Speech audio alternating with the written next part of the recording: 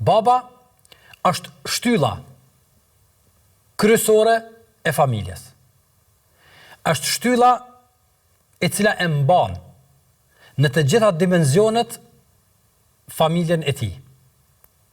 Baba është ai i cili nuk e ka vetëm rolin e furnizimit material, por roli i babës brenda familjes është rol i cili tejkalon kufizimin e sjelljes së gjërave materiale në shtëpi. Baba është udhëheci real i familjes. Baba është edukatori. Baba është orientuesi. Baba është drejtuesi i familjes, në bazë të cilit do të formohet, do të ndërtohet dhe do të orientohet një familje. Baba është përgjegjësi kryesor në familje se cili do të jetë edukimi intelektual dhe edukimi fetar i familjes. I antarëve të cilët Allahu subhanahu wa ta'ala ja ka lënë në përgjegjësi babës. Kullukum ra'in wa kullukum mas'ulun an ra'iyatihi. Çdo bari është përgjegjës për kopën e tij. Dhe në këtë rast roli kryesor brenda familjes i takon babës.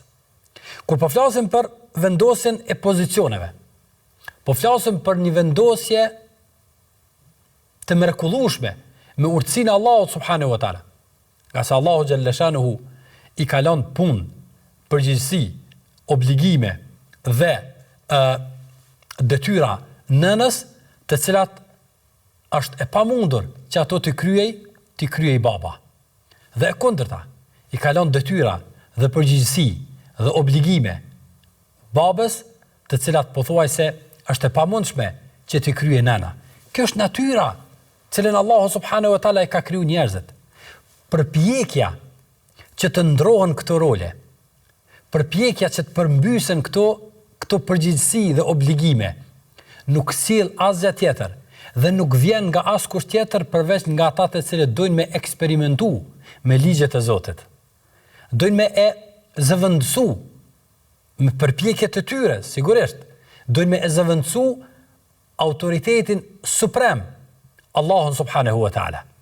E pastaj ata, me eksperimentet e tyre, me dëshirat e tyre, me ambicjet e tyre, me planifikimet e tyre, të bëjnë organizimin e jetës çfarë ata don.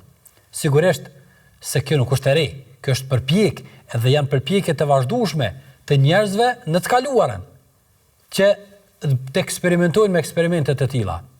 Andaj po flasim për rujtjen me fanatizëm të bazave të shoqënisë, të pastërtisë së besimit, të garancës për të ardhmen, e që janë mësimet dhe edukimet dhe pozicionimet që Allahu subhanahu wa taala i ka vendosur. Në këtë rast po flasim me krenarinë më të madhe edhe për rolin dhe detyrat dhe përgjegjësitë, po dhe privilegjet që Allahu xhallahu shanu ja ka dhënë nanës, siç e kemi parë në trajtimin e javës së kaluar. Në këtë rast po flasim për përgjegjësitë, detyrat, por edhe privilegjet që Allahu subhanahu wa taala ja ka dhënë babës si shtylla kryesore e familjes.